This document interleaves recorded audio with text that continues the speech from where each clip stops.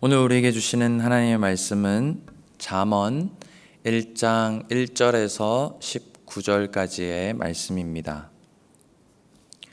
구약성경 잠언 1장 1절에서 19절까지의 말씀입니다. 제가 주의 말씀을 봉독하겠습니다. 다윗의 아들 이스라엘 왕 솔로몬의 잠언이라. 이는 지혜와 훈계를 알게 하며 명철의 말씀을 깨닫게 하며 지혜롭게 공의롭게 정의롭게 정직하게 행할 일에 대하여 훈계를 받게 하며 어리석은 자를 슬기롭게 하며 젊은 자에게 지식과 근신함을 주기 위한 것이니, 지혜 있는 자는 듣고 학식이 더할 것이요 명철한 자는 지략을 얻을 것이라. 잠언과 비유와 지혜 있는 자의 말과 그 오묘한 말을 깨달으리라. 여호와를 경외하는 것이 지식의 근본이거늘 미련한 자는 지혜와 훈계를 멸시하느니라. 내 아들아, 내 아비의 훈계를 들으며 내 어미의 법을 떠나지 말라. 이는 내 머리에 아름다운 관이요 내 목에 금사슬이니라. 내 아들아, 악한 자가 너를 꿰일지라도 따르지 말라. 그들이 내게 말하기를 우리와 함께 가자. 우리가 가만히 엎드렸다가 사람의 피를 흘리자. 죄 없는 자를 까닭없이 숨어 기다리다가 수울같이 그들을 산채로 삼키며 무덤에 내려가는 자들같이 통으로 삼키자.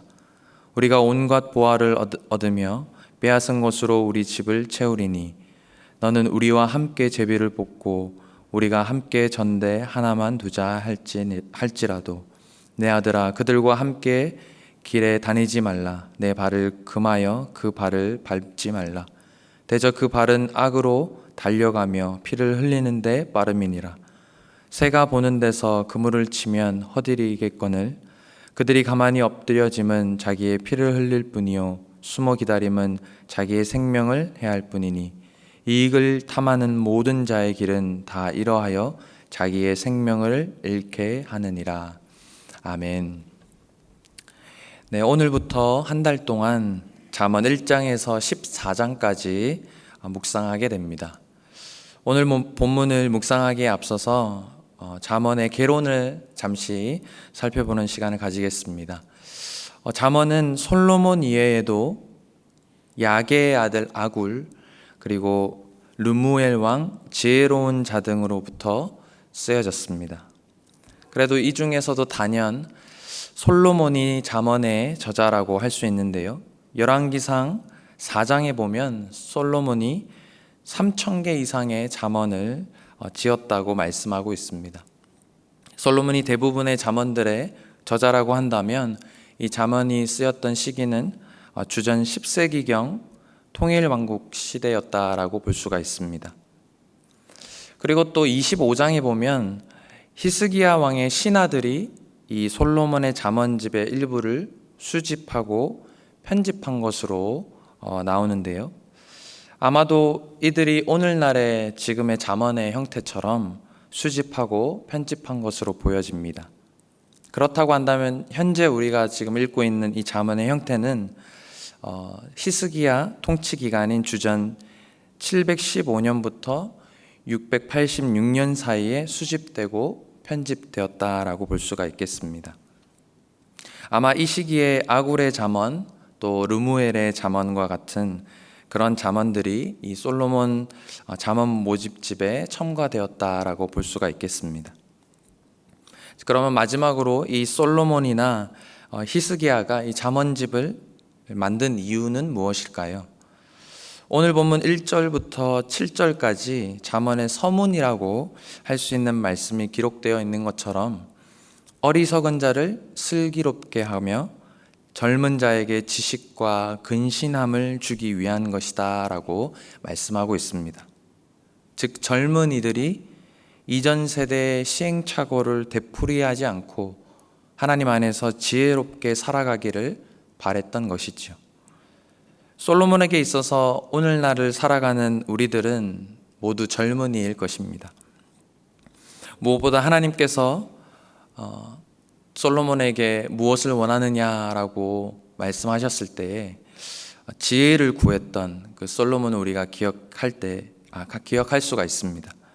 어떤 사람보다 지혜로웠던 이 솔로몬의 잠언이자 이 하나님의 말씀을 한 달 동안 묵상하면서 정말 하나님 보시기에 지혜로운 자로 살아가게 되시는 저와 여러분이 되기를 소망합니다. 그런 의미에서 오늘 본문은 실제적으로 지혜로운 삶이 어떤 삶인지 서론격이자 핵심을 우리에게 말씀하고 있습니다. 지혜로운 삶은 어떤 삶일까요? 첫 번째로 여호와를 경외하는 삶이라고 말씀하고 있습니다. 사람들은 지혜를 얻기 위해서 어떻게 합니까? 책을 읽기도 하고 수행을 하기도 합니다. 하지만 오늘 성경은 우리에게 이 지혜가 하나님으로부터 나온다는 것을 분명히 말씀하고 있습니다. 당연한 것입니다. 하나님께서는 온 우주를 창조하여 주신 창조주이시고 또 무엇보다 하나님보다 더 위대한 존재가 없음을 우리는 기억해야 될 것입니다. 사람이 만든 자동차나 비행기도 대단한 발명품이지만 하나님은 이 우주 만물과 모든 생명체를 만드신 분이십니다. 그리고 특별히 우리 인간을 만드신 분이십니다. 그렇기 때문에 모든 지혜의 근본은 하나님께 있음을 우리는 기억해야 할 것입니다. 그래서 정말 지혜를 얻고 싶다면 우리는 어떻게 해야 할까요? 그 모든 것의 근본이신 그 하나님을 알고 그분께 그 지혜를 구하는 그런 모습이 우리에게 필요할 것입니다. 이런 점에서 성경은 지혜를 정의하기를 7절 말씀에 여호와를 경외하는 것이라 라고 말씀합니다. 곧 지혜로운 삶은 여호와를 경외하는 삶인데, 그렇다면 반대로 미련한 삶은 어떤 삶입니까? 곧 여호와를 경외하지 않는 삶이 될 것입니다. 하나님을 알려고도 하지 않고 또 무시하는 게 바로 미련한 삶이겠지요. 제 아무리 공부를 많이 한다 할지라도, 머리가 똑똑하다 할지라도 하나님을 모르면 지혜가 없는 것입니다. 지혜로운 삶은 오늘 말씀처럼 여호와를 경외하는 삶인데요. 이 경외라는 말은 영어로 fear라고 해서 우리가 때로는 무서워한다는 의미로 착각을 하기에 쉽습니다. 하지만 히브리 말 야레에서 파생된 말로서 존경하다, 두려워하다라는 뜻을 가지고 있습니다. 마음의 진정한 존경에서 우러나오는 거룩한 두려움을 뜻하는 말이 되겠습니다. 이것은 막 주인의 채찍질을 무서워하는 노예같이 벌을 받을까 봐 두려워하는 그런 두려움이 아니라 아버지를 존경하고 그 권위를 마음으로부터 인정하는 것처럼 자식으로서, 자녀로서 마음가짐 같은 그런 좋은 의미의 두려움을 말씀하고 있습니다. 그리고 이 두려움의 핵심적인 요소는 사랑이라고 할 수가 있는데요. 곧 사랑하기 때문에 그분의 뜻을 어기지 않고 늘 조심하고 그분의 말씀에 따르려고 하는 삶, 그것이 바로 경외의 삶이 되겠습니다. 이처럼 성경은 여호와께 대한 이 경외의 삶이 바로 지혜라고 가르치고 있습니다. 결코 세상의 과학적이고 또 이론적인 것을 많이 아는 것이 지혜가 아니라는 사실입니다. 또 세상에 대한 그런 특별한 처세술 또한 지혜가 아닙니다. 오직 사랑의 두려움으로써 하나님의 뜻과 그 말씀을 쫓아 행하는 삶이 지혜로운 삶인 것입니다. 우리는 이 사실을 깨닫고 늘 하나님을 알고 또 그 앞에서 하나님께 감사하고 또 존경해서 우러나오는 순종의 삶을 살아야 할 것입니다. 그것이 바로 참 지혜를 가진 사람이기 때문입니다.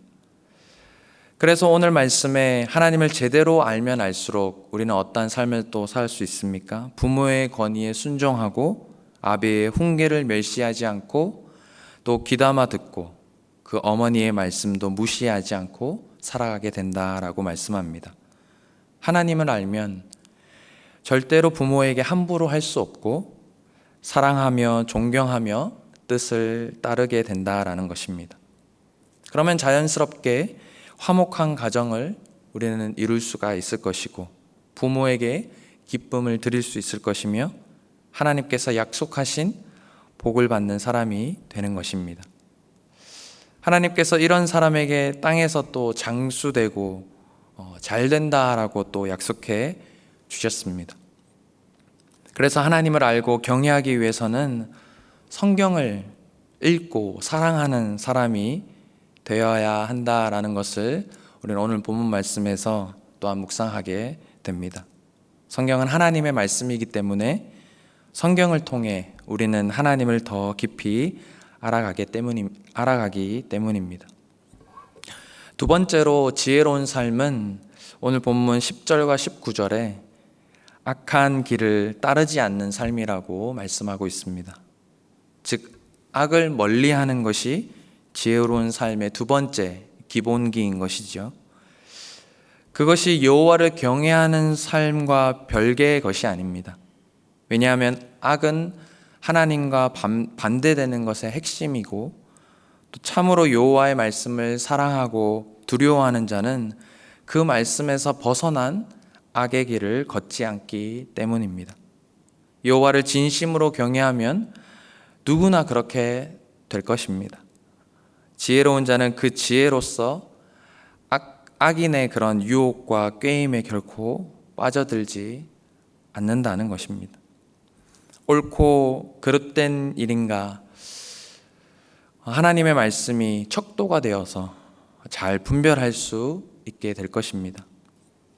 오늘 말씀을 또 묵상하면서 시편 1편 1절에서 2절 말씀이 기억났습니다. 복 있는 사람은 악인들의 꾀를 따르지 아니하며 죄인들의 길에 서지 아니하며 오만한 자들의 자리에 앉지 아니하고 오직 여호와의 율법을 즐거워하여 그의 율법을 주야로 묵상하는도다. 아멘.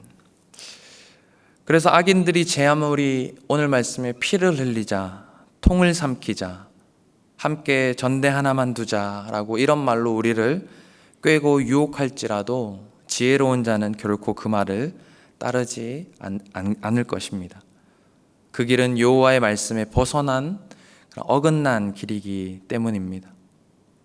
사실 우리는 어떠합니까?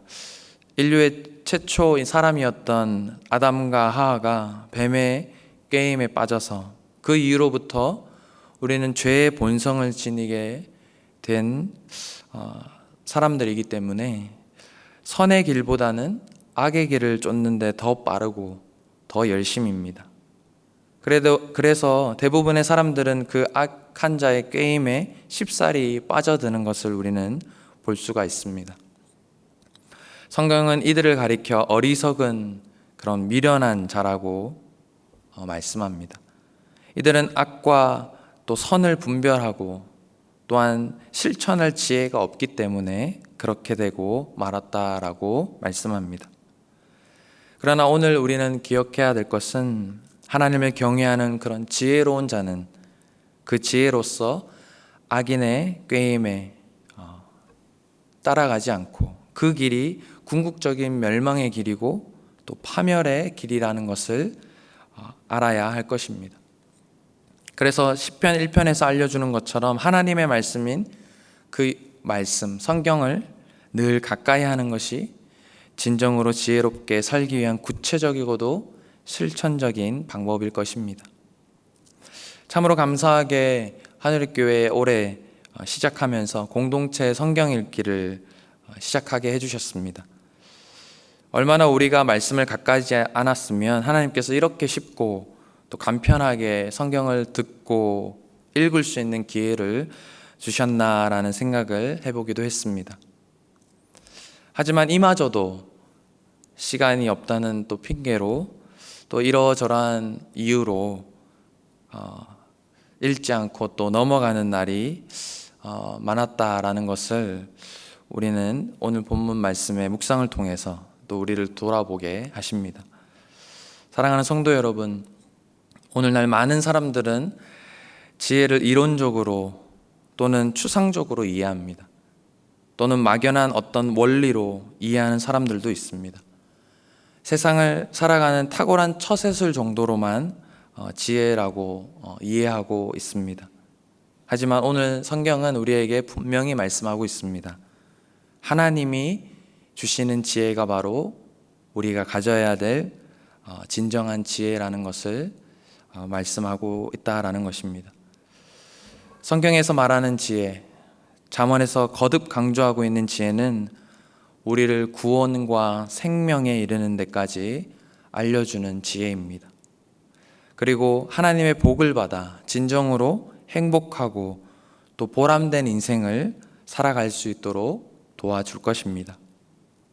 이 지혜를 얻기 위해 그 하나님의 말씀을 날마다 묵상하고 또 읽고 그 말씀을 통해서 더 하나님을 깊이 알아가며 그 과정을 통해서 하나님을 진심으로 경외하게 되고 또 그 힘으로 악한 길을 따르지 않으며 살아가는 분별력을 갖게 되시기를 바랍니다.